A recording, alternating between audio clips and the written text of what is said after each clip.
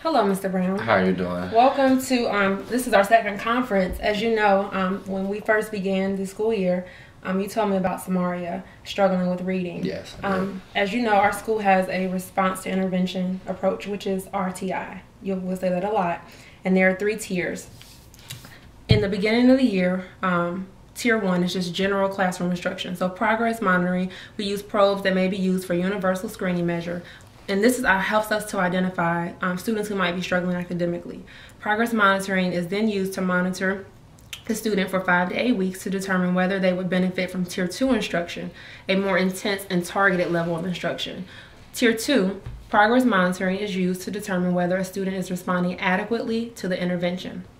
And then Tier 3, in a Tier 3 model, when Tier 3 is special education, in our case, it's special education, progress monitoring is used to determine whether a student is meeting IEP goals and whether the teacher, classroom teacher, and intervention specialists need to make instructional changes. Progress monitoring data can be used also to help determine whether the student could be successful back in the lower levels of Tier 1, Tier 2, and Tier 1. So with Samara, we did a universal screening. Mr. Braun, her classroom teacher, he monitored her progress for 10 weeks.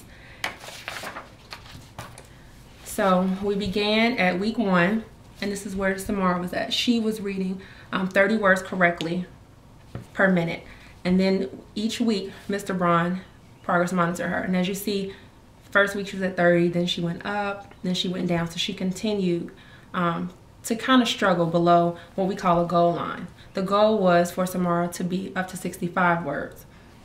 So the team is made up of classroom teacher, the principal, our reading program facilitator, and myself.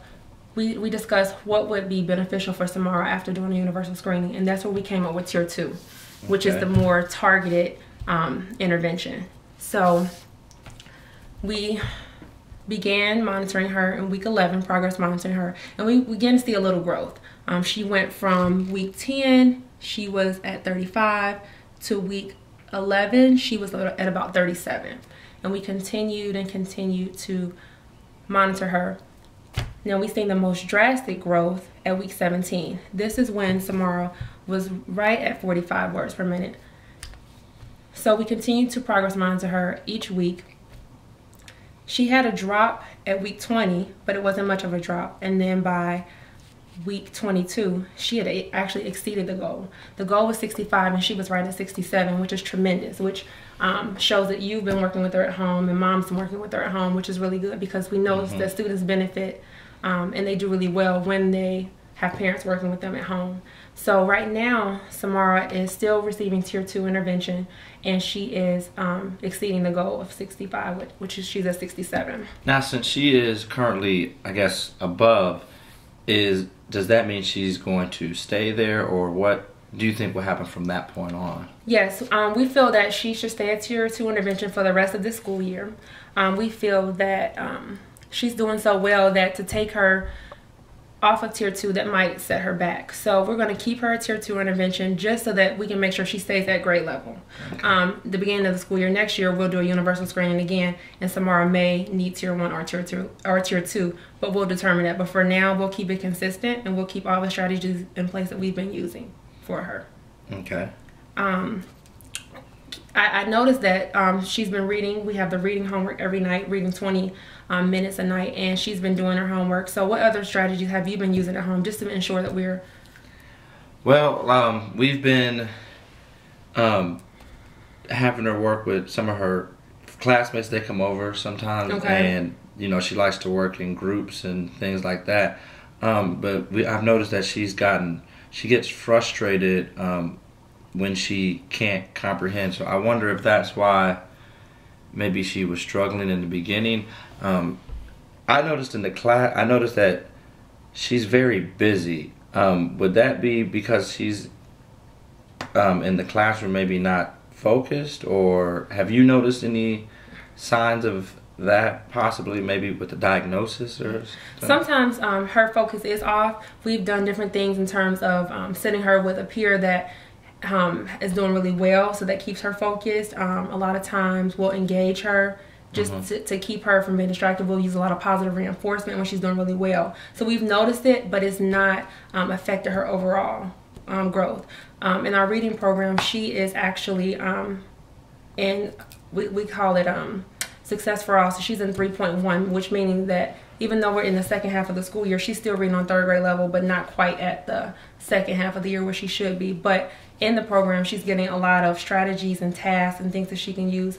There's a lot of time for like peer-to-peer talk and different things where she's able to not have to just sit and she's able to focus in different capacities, work with her team, move around the room. So she's doing really, really well. I just think that we just have to just keep it consistent for her, keep it routine, keep Mr. Braun, you know, informed of what we're doing, and allow him to use some of those strategies, because if we use them all across the board, it really helps.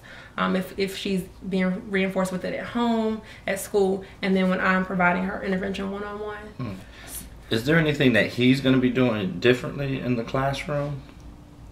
Besides progress monitoring her weekly, he'll continue. Now, if something changes and he has to make something different based off data, then he will change. But in terms of, she'll continue to work with him, whole group. He'll continue to take notes and progress just on how she's doing, and then I will provide those, you know, one-on-one interventions. But he will provide interventions, but she'll continue to receive the tier 2 from me, just because that's built into my time with her. Because this kind of, you know, this makes it a lot better, because we were noticing some problems at home, and we were kind of concerned. I mean, do you have any strategies that we could possibly do at home? I know we read to her, like you said, but anything else that you think might help her? I just think continuing to read with her, continuing to find books that will engage her. In the summer, when we get out for the summer, continuing to just do things that will enrich her vocabulary, her experiences, you know, do things that will enhance her vocabulary and her academic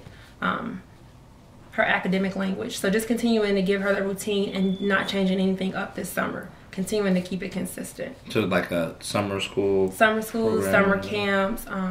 We'll have summer school at our school for 3 weeks, where we will work with her. She's able to come, so she'll get 2 hours of instruction.